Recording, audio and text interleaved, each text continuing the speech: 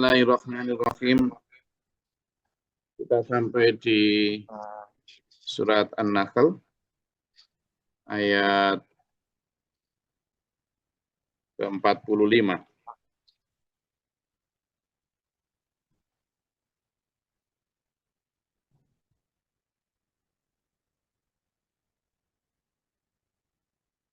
Afa aminal ladzina makaru sayyiati ayyakhsifallahu bihimul arda aw ya'tiyahumul adzabu min haitsu la yash'urun. Apakah orang yang membuat tipu daya jahat itu merasa aman dari bencana yang Allah benamkan bersama mereka di bumi? Jadi kalau kemarin kan kita bicara tentang orang-orang yang berada di laut, di pinggir laut, mungkin dia akan merasa aman dari tanah longsor gitu kan. Lalu orang-orang yang di gunung juga merasa aman dari tsunami. Mungkin orang-orang yang berada di dataran rendah yang tidak merasa aman dari tsunami maupun longsor. Padahal di sana Allah menurunkan badai. Semua merasa aman. Terutama yang merasa aman karena nggak yakin bahwa para rasul itu malati istilahnya. Nggak merasa. Patenono wae, bunuh aja itu untanya Soleh itu. Wis gorok gitu. Gorok beneran. Nah, yang kayak gitu kan ada semacam apa ya? Keraguan. Makanya di dalam Al-Qur'an itu banyak disebut firoibin, fisyakin. Firoibin atau fisyakin. Mereka dalam keraguan. Ragu akan adanya hari berbangkit, ragu akan mati itu nanti dibangkitkan. Kayak kemarin yang kita pelajari itu. Aidza kunna turaba wa idzaman, a inna lamab'utsun. Aidza apakah ketika kunna kita sudah menjadi turoban, debu, wa idzaman dan tulang belulang. A inna masa kami akan lamab'utsun dibangkitkan. Nah, gitu kan. Lalu mereka juga nggak yakin, coba sih Soleh, Nuh, kamu itu loh jangan banyak omong. Wis datangkan azab itu, segerakan wis. Coba mana sini tak tampanane, kan gitu itu. Lalu juga ketika mereka tidur di rumah, bidarihim jasimin itu. Mereka ijib-ijib di rumah mekungkung mati, bergelimpangan. Itu kan sampai hari ini kan masih ada itu sisa-sisa mereka masih dalam posisi tidur, posisi ini dan sebagainya. Ujuk-ujuk aja. Soyhata wahidah, dalam satu kali teriakan. Ya kan? Dalam satu hentakan saja itu malam itu. Kayak ada suara mengguntur. Lalu. Tapi mereka tidak yakin. Kenapa? Gini loh. Misalnya ya. Nabi Soleh, misalnya anggap Nabi Soleh tahun 2000 berapa misalnya. Tahun dulu ya, 2010 Masehi kan. 2000 sekian. Lalu Nabi sesudahnya, itu ratusan tahun setelahnya. Jadi cerita tentang Nabi Soleh itu sudah menjadi asatirul awalin. Menjadi dongeng masa lalu yang mereka itu menganggap antara fakta dan mitos. Iya tak? Masa sih nggak dongeng lah itu gitu, sehingga mereka merasa aman aja, nggak yakin, bahkan yakin bahwa tidak akan ada itu balasan kalau mereka mendurhakai para nabi, para rasul. Jadi di sini disebut ayyakhshifallahu bimul ardo, ketika mereka dibenamkan ke bumi oleh Allah. Berarti kayak kemarin kayak semacam likuifaksi gitu kan. Ada di daerah Jawa Tengah itu, di daerah pegunungan Dieng itu.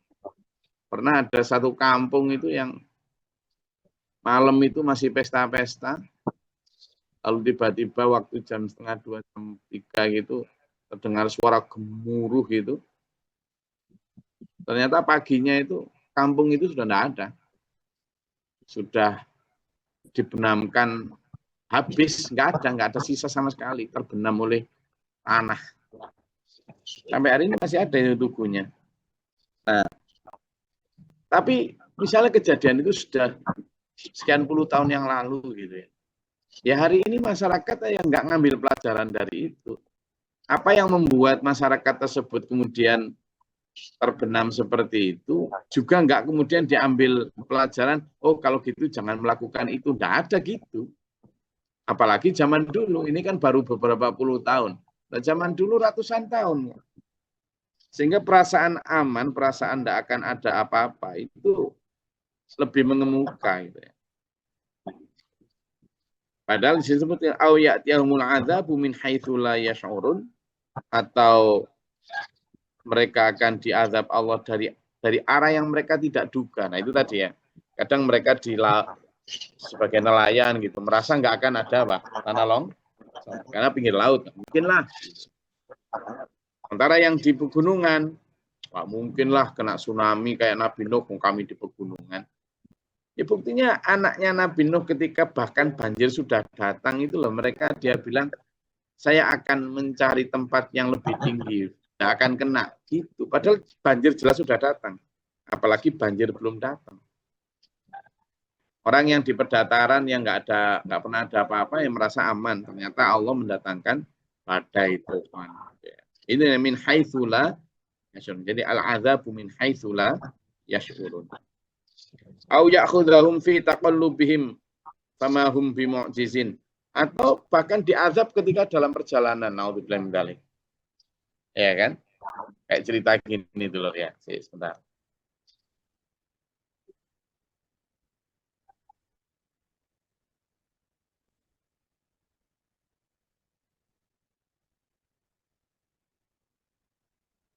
Panorama kanan keset.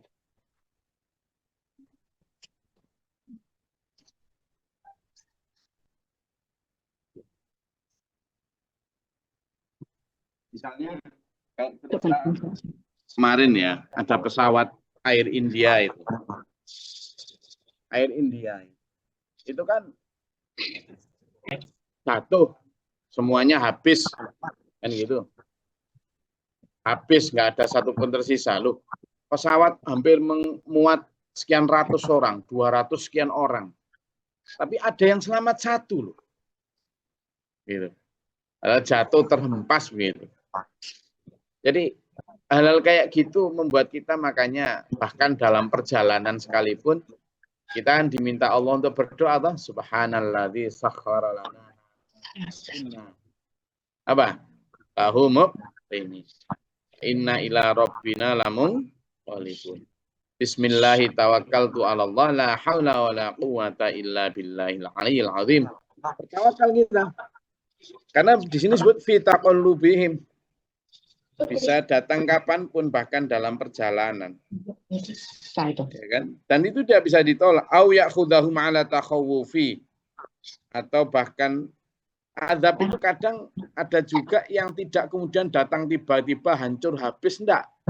Tapi datang berangsur-angsur. Nah ini yang dialami pada saat sebelum diutusnya Tolut untuk mengalahkan Jalut, sebelum diutusnya Daud. Itu kan diadab secara berangsur-angsur. Dengan cara apa? Didatangkan pemerintah yang zalim saat itu. Itu kan kayak disiksa pelan-pelan begitu. Itu. Jadi Bani Israel waktu itu didatangkan kaum Jababiro yang memerintah mereka, menjadi pemerintah mereka, tapi berbuat sangat zalim sekali.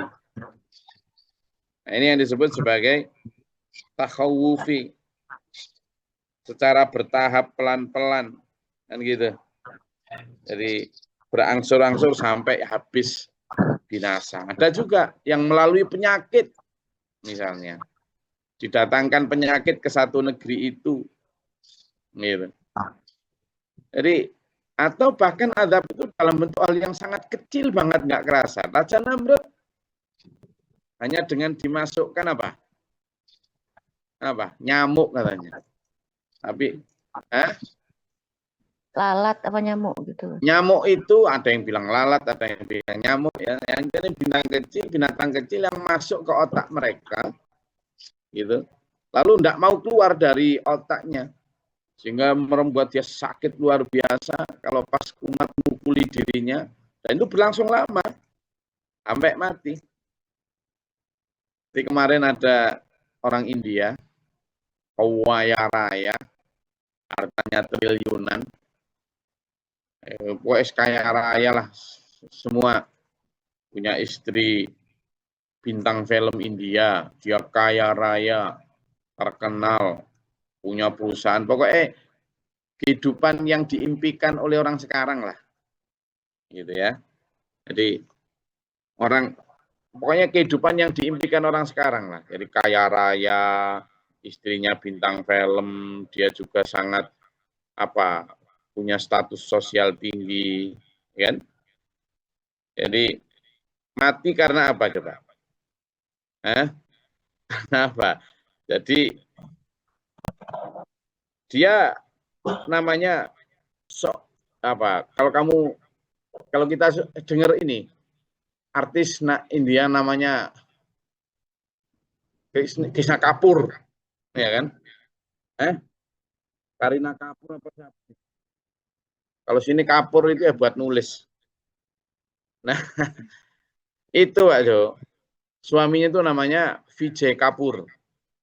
Sunjay Kapoor. Ya, hartanya triliunan lah, wis. Suatu saat kemarin baru, ya bulan Juni ini, dia lagi golf di Inggris, sebuah lokasi golf yang paling prestis di Inggris. Nggak sakit, nggak apa. Tiba-tiba dia pas ketawa atau pas mangap gitu, ada tawon masuk ke mulutnya. Terus nyengat dia di dalam itu. Mati. Tawon masuk ke mulutnya, nggak sengaja. Kesetrum, mati. Istrinya cantik karena bintang film top India. Yang orang Indonesia nggak jelas tergila-gila dengan budaya India itu loh. Yang hacai. Duitnya banyak. Bukan hanya 5 miliar Pak Dul. Ini triliunan Pak Dul. Ini bukan hanya 5 miliar kayak keinginan kayak kemarin. Enggak. Dan kemarin itu salah Gus. Bukan 5 miliar, 10 sebenarnya Gus. 10 kok malah berubah 10 saya Pak Dul. Kayak wingi 5 kayak rong dino dadi 10 sampean iku ya opo sih. Dan ini bukan hanya 10 miliar. Karena hartanya hampir 50 triliun. Jadi 50 triliun itu berarti sekitar 50.000 miliar. Gak main-main. Mati ini dintup tawon. Kok gak keren plus mati dintup tawon itu. Ya kan? Mati kok dintup tawon. Gak keren gitu loh. Apalagi dia matinya berada di sebuah lokasi paling prestisius di Inggris. Tempat para bangsawan Inggris biasanya main golf. Sekarang olahraga yang dianggap hebat itu kan golf, bukan jogging di Tabanan, tapi golf. Tapi orang Delopo merasanya itu kayak golf. Jadi ini mati hanya karena apa? Jadi ya nggak ada. Makanya di situ disebut oleh Allah, famahum bimu'jizin. Nggak bisa kamu nolak. Padahal ya, kayak orang dengan kekayaan di atas sekian triliun, itu pasti punya bodyguard. Pertama, dari sisi keamanan pasti punya bodyguard. Kedua, dari sisi keamanan makanan pasti dijamin. Chef-chef mereka pasti akan meneliti makanannya biar nggak sakit, ya kan? Pasti punya dokter pribadi. Semua baju, segala macam pasti higiennya dijaga banget, biar nggak mati. Kan gitu intinya. Terus punya kekayaan luar biasa juga biar abadi. Kan gitu. Kan alladzi jama'a malahu adada yahsabu anna malahu akhlada. Orang yang mengumpul-ngumpulkan harta dan menghitung-hitungnya, mereka menganggap bahwa hartanya akhladahu akan mengekalkannya. 50 triliun. Tiba dintup tawon. Wassalam. Masih muda umurnya, masih 40 sekian kok. Masih muda lagi tadi kemarin pas kita mengumpulkan keinginan. Ayo, mana Pak Yono? Masih ada tak Pak Yono di sini? Halo Pak Yono. Kemarin katanya pengen umur 30. Halo. Nggih. Umur 30 terus toh? Nggih. Nah, itu sudah tak kasih. Si Sunjay Kapur itu. Tak kasih umur 30-an lah. 40 lebih dikit. Sudah dikasih enak-enak tintup tawon, Mbak. Tintup tawon, Mbak Yono. Gitu loh. Balik Dul juga gitu. Itu enggak hanya cuma 10 miliar. Sudah tak kasih tuh balik Dul. 50.000 miliar. Lah kok tintup tawon, Mbak. Jadi coba loh. Kurang apa dia? Kalau kemarin katanya ada yang ingin punya mantu yang kaya, yang mapan. Nah ini punya mantu Sunjay Kapur kurang apa coba? Ganteng. Tintup tawon. Ya Allah. Jadi kalau di dalam penumpang yang jatuh di Air India yang 264 sekian itu ada satu kisah. Jadi seorang dokter spesialis India, asli India, tapi dia udah kerja di Inggris. Nah, kerja di Inggris, dia kerja di sana selama hampir berapa tahun, terus pengen jemput istrinya, anaknya. Pokoknya kalau sudah mapan di sana, mau dibawa ke sana. Ternyata sudah mapan betulan. Akhirnya dia pulang ke Indonesia, terus sudah pamit sama keluarga semuanya, anaknya, istrinya diajak semua untuk pindah menuju kehidupan yang lebih baik di Inggris. Nah, pesawat ini kan mau dari India ke Inggris. Di dalam pesawat ya selfie-selfie, senang, bahagia karena menuju harapan baru. Tiba selfie tadi, selfie terakhir, nggak jadi menuju harapan baru. Kemana? Nah, gitu loh tuh. Jadi makanya kita harus merevisi ulang yang namanya masa depan, future. Itu sebenarnya berapa tahun? Masa depan kok cuma 80 tahun? Ya kependek, nah apalagi menetapkan masa depan setelah 40 tahun. Berarti kan tersisa berapa tahun lagi? Masa depan itu yang forever lah. Everlasting, abadan, mukholidan gitu loh. Nah ya, kembali kepada ayat yang kita bahas hari ini. Jadi tidak bisa tuh loh. Makanya di setiap perjalanan dimanapun kita itu harus selalu ready. Kapanpun dipanggil Allah harus selalu ready. Sangune, sedekai, wiritane pas di perjalanan. Awalam yaro ilama khalaqallahu min syai'in yatafayya'u hilaluhu 'anil yamini wasyama'ili sujadan lillahi wa hum dakhirun. Ayat 48, dan apakah tidak memperhatikan suatu benda yang diciptakan Allah, bayang-bayangnya berbolak-balik ke kanan ke kiri. Ya, kita kan kok punya ayang-ayang itu loh. Tahu ayang-ayangnya? Ya, yang berbalik kanan kiri ya karena memang kita berada di sisi kanan matahari, kiri matahari atau sinar kalau malam. Semuanya itu bayang-bayangnya itu ikut kepada Allah. Kata Allah. Dan mereka rendah hati nggak kayak manusianya, sombong. Saya dan sampean ini ya, kata Allah, kalau nggak minta ampun itu loh sombong. Jadi sombong itu nggak harus kayak Fir'aun jadi raja yang lalim, aku sebagai Tuhan, kafirnya hakul yakin, musyriknya kafah gitu, nggak harus gitu. Cukup dengan kita tidak bersyukur itu sudah masuk kondisi sombong. Makanya harus kita hindari. Walillahi yasjudu ma fis samawati wa ma fil ardi min dabbatin. Dan bersujud apa yang ada di langit dan di bumi. Apa saja? Termasuk makhluk yang bergerak loh. Berarti kan ini memberi sinyal kita tidak hanya di bumi ada kehidupan itu. Planet-planet di galaksi lain sangat mungkin. Meskipun mungkin Allah menciptakan struktur anatomi makhluk di sana beda dengan kita. Selama ini kita nganggep, oh nggak mungkin ada kehidupan di Mars, oh nggak mungkin ada kehidupan di Neptunus misalnya. Kan karena kita membuat standar makhluk hidup itu ya bergerak, berkembang biak, menghirup oksigen. Lah kalau ternyata di sana Allah menciptakan struktur anatomi tubuh manusia yang tidak butuh oksigen, justru menyerap karbon dioksida misalnya. Iya kan? Atau malah justru yang dibutuhkan untuk penyusun hidupnya adalah nitrogen. Kenapa emang? Ya bisa aja. makhluk hidup di dunia aja loh, di bumi ini kan pepohonan menyerap karbon dioksida justru kalau siang, mengeluarkan oksigen. Makanya kita di bawah pohon itu jadi apa? Seger karena oksigen banyak diproduksi. Jadi kalau di bumi aja Allah menciptakan makhluk yang berbeda-beda, apalagi nanti di langit, di tempat-tempat lain sana, itu menunjukkan bahwa di sini disebut ma fis samawati wa ma fil ardi min dabbatin. Kalau dalam bahasa Jawa dabba itu tulisannya gegermetan. Gegermetan atau ada yang nyebut sebagai binatang melata. Tapi dimaknai lebih luas sebagai apa? Makhluk yang bergerak di mana? Ma fis samawat, yang ada di langit maupun bil ardi. Dan para antariksawan, fisikiawan maupun biologis itu tidak ada yang berani menyangkal pasti tidak ada kehidupan di sana.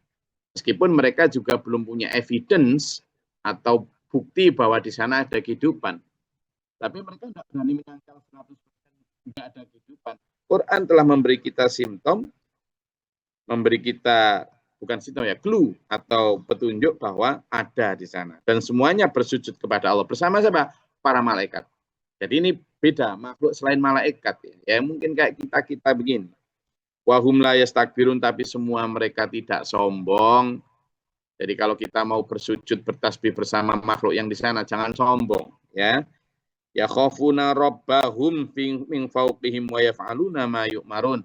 Mereka semua takut kepada Allah, di mana Allah berkuasa atas mereka dan semua melaksanakan apa yang diperintahkan. Jadi kalau kita ingin jadi makhluk nanti yang akan kembali ke surga, di mana KTP asli kita adalah surga, ayo kita menjadi makhluk surgawi sebelum negara api menyerang. Ya kan? Apa makhluk surgawi? Taat tunduk patuh. Iblis itu termasuk dulu makhluk yang taat tunduk patuh sebelum Allah menciptakan Adam. Gitu. Semua taat. Tapi ketika ada kesombongan, mulai dah. Jadi kalau kita ingin kembali meraih lagi KTP surga kita ini penduduk surga loh, penduduk keren, penduduk elit, bukan penduduk bumi yang cuma gini-gini aja, penduduk surga kita ini. Tapi kita hanya bisa meraih KTP surga kita kalau kita mampu meraih ciri-ciri penduduk surga yang tidak lagi punya amarah, dendam, iri, dengki, hasud, tidak punya lagi ambisi hubud dunia, itu baru bisa balik. Itu dulu ya. Tuan, monggo kalau ada yang mau disampaikan atau ditanyakan silakan. Monggo. Oke, izin Gus Glari. Ya. Terkait dengan azab dari Allah ini, Gus. Kalau yang kita rasakan baru-baru ini aja, mulai dari virus Corona kemarin yang menyebabkan bisnis hancur, tidak bisa pergi kemana-mana. Kemudian membaik, muncul gas LPG yang 3 kilo itu langka. Membaik, muncul lagi istri saya cerita itu kelapa juga langka. Habis itu minyak goreng. Sebentar ini kok ada berita lagi, ada TBC nih guys. Nah, hal-hal ini kadang kan kita membuat jengkel. Nah, bagaimana kita merubah kejengkelan ini justru menjadi ketaatan, guys? Atau bagaimana kita menyikapi hal-hal yang ada di sekitar kita, di depan kita dan akan terjadi nih, guys. Matur suwun. Jadi kan ada kalimat yang kemarin disampaikan bahwa walayya ba'atsallahu ummatan hatta nab'atsa rasul wa may yu'adzib. Allah la yu'adziballahu hatta nab'atsa rasul. Hatta yab'atsa rasul. Allah itu tidak akan mengazab satu kaum kecuali ada dibangkitkan nabi atau rasul. Jadi kalau kita melihat kita ini sudah diutus Rasul. Siapa Rasul kita? Ya Rasulullah Muhammad Sallallahu Alaihi Wasallam. Itu Rasul kita, itu Nabi kita. Nah, tapi kita udah ditinggal lama, Gus. Kita ditinggal lama 1.500 tahun. Iya, tapi Allah menjanjikan lewat Nabi bahwa akan dibangkitkan seorang mujadid yang memperbarui umat agar tidak menyeleweng tiap 100 tahun. Berarti kalau urut-urutannya meskipun belum tentu 100 tahun pasti ya, tapi bisa 200 tahun siapa? Itu berarti sudah ada 15 mujadid sampai hari ini. Nah, itu orang yang ditunjuk Allah benar. Nah, ini Pak Jo. Kadang pendustaan umat terdahulu terhadap para nabi rasul. Kalau sekarang pendustaan umat terhadap para mujadid tadi, itu yang memantik terjadinya azab. Kalau gitu gimana biar kita seperti adab-adab yang Pak Jo sampaikan tadi, itu bisa menjadikan itibar, ibroh yang bisa kita ambil, lesson learn atau pelajaran. Kan biasanya sama pakai bahasa Inggris gitu, bahasa lesson learn. Jadi lesson learn itu pelajaran yang bisa dipetik, yang dipelajari. Itu caranya ya dengan pertama, kita menelusuri. Sebenarnya ada azab semacam ini itu karena kedurhakaan kita yang sisi apa sih? Gitu loh. Kenapa Allah sampai mengazab ini negeri gemah ripah loh jinawe toto tentrem raharjo ning kan gitu kita diajar dan memang betul coba toh zaman kalau berjalan di Indonesia ini apa yang tidak bisa apa yang tidak mampu orang Indonesia itu hebat-hebat Pak Jo orang yang transmigrasi itu Pak Jo nggak usah lah misalnya sampean sebagai gubernur atau ini terlalu kasih aja mereka pekerjaan. Transmigrasi itu kasih aja mereka lahan. Berhasil. Orang Indonesia itu giat-giat kok. Orang Indonesia itu rajin-rajin. Kata siapa? Saya paling tersinggung kalau ada orang bilang, oh, Indonesia pemalas, nggak kayak orang luar. Oh, kamu nggak tahu orang Jawa. Kamu nggak tahu orang Sumatera. Kamu nggak tahu orang Timur. Yang kalau ke sawah sejak dulu nenek moyang kita pelaut-pelaut itu. Siapa bilang pemalas? Kita itu bangsa. Nah, kenapa kok sampai begini? Ya itu tadi. Bisa jadi karena kedustaan. Nah, bagaimana cara kita mengambil pelajaran dari situ? Ya kita pertama menelusuri. Sebenarnya kita ini sedang, jangan-jangan kita ini sedang mendustakan para mujadid yang diutus oleh Allah untuk melanjutkan, melestarikan ajaran Rasulullah Muhammad SAW. Yang pertama. Yang kedua, kemudian kita mulai merevisi itu pola hidup kita. Bisa jadi pola hidup kita ini yang kemudian melihat sesuatu itu, loh kok gini ya, gitu. Lalu yang ketiga kita tingkatkan tuh rasa bersyukur kita. Memang ketika berada di kayak gitu itu hanya satu caranya itu. Meningkatkan rasa bersyukur dengan cara apa? Menurunkan standar hidup. Tapi Gus ini kan jualan, kalau LPG-nya langka kayak gini kan ya repot saya nih Gus. Ya memang. Justru di situ kan kalau orang yang non beriman itu kan itu sebagai azab. Tapi kalau itu orang beriman itu akan menjadikan sebagai ujian. Nah itu cara melihatnya beda. Kalau orang non beriman ada ketidakenaan kan dijelaskan dalam surat Al-Baqarah Pak Jo. Coba dibuka Pak Jo. Surat Al-Baqarah ayat 155 Pak Jo. Al-Baqarah 155 Pak Jo. Siap. Ketemu Pak Jo? Iya guys. A'udzubillahi minasyaitonirrajim. Bismillahirrahmanirrahim. Dan kami pasti akan menguji kamu dengan sedikit ketakutan, kelaparan, kekurangan harta, jiwa dan buah-buahan. Dan sampaikanlah kabar gembira kepada orang-orang yang sabar. Sadaqallahul adzim. Gusti Allah itu tahu Pak Jo itu orang sabar, Bu Sundari itu orang sabar. Maka sudahlah, ada LPG yang berkurang. Itu belum sampai berkurangnya harta di situ loh. Wanaksi minal amwal, berkurangnya harta. Minas samarot, buah-buahan kan tadi mulai dari apa tadi yang mahal tadi, lombok apa. Sudah ditebak sama Allah.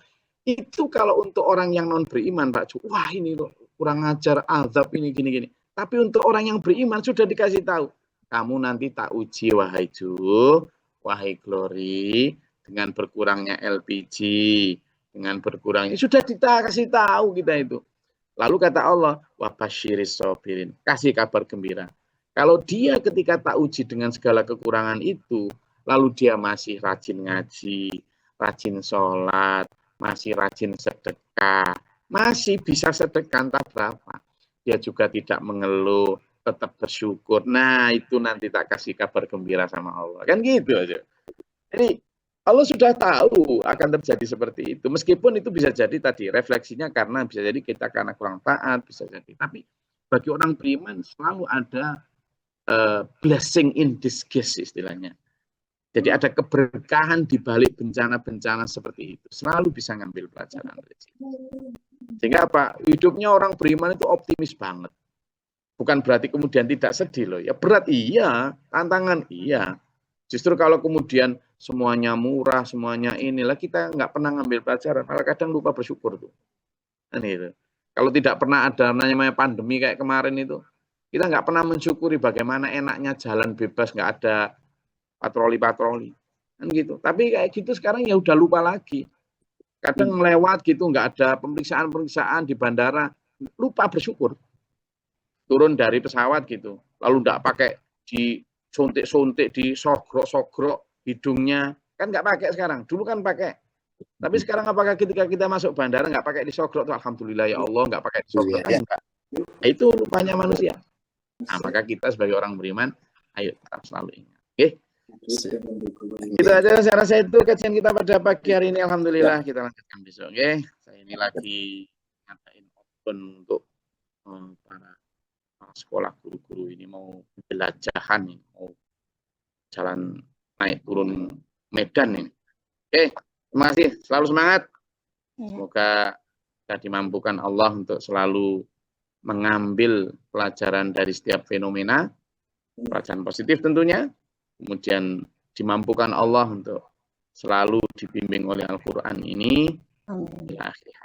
Amin. Gus, tanya. Allahumma firlil mu'minin Allahumma atina fi man atayt wa afina fi nafat wa wa barik lana fi ma atayt wa qina syarra ma qadayt fa innaka taqdi wa la yuqda alayka wa anta tabaraka rabbana wa ta'ala alhamdulillah muqaddas.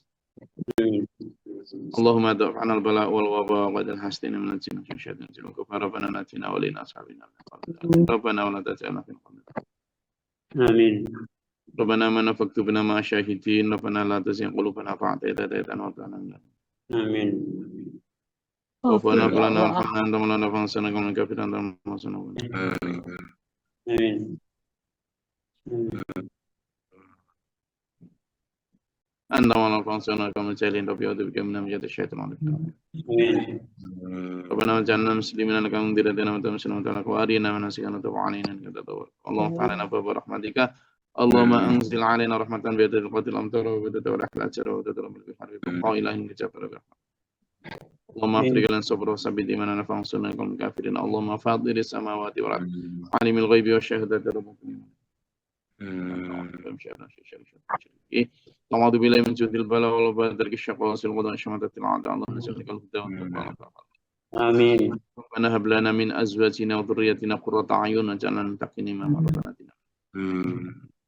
ربنا آتنا في الدنيا حسنة وفي الآخرة حسنة وقنا عذاب النار واغفر لي ولأخي ولزوجتي ولذريتنا من أصحاب النار.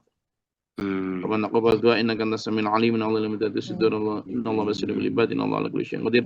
سبحان ربك رب العزة عما يصفون وسلام على رب العالمين. Wassalamualaikum warahmatullahi wabarakatuh.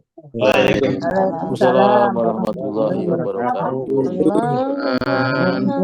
Alhamdulillah.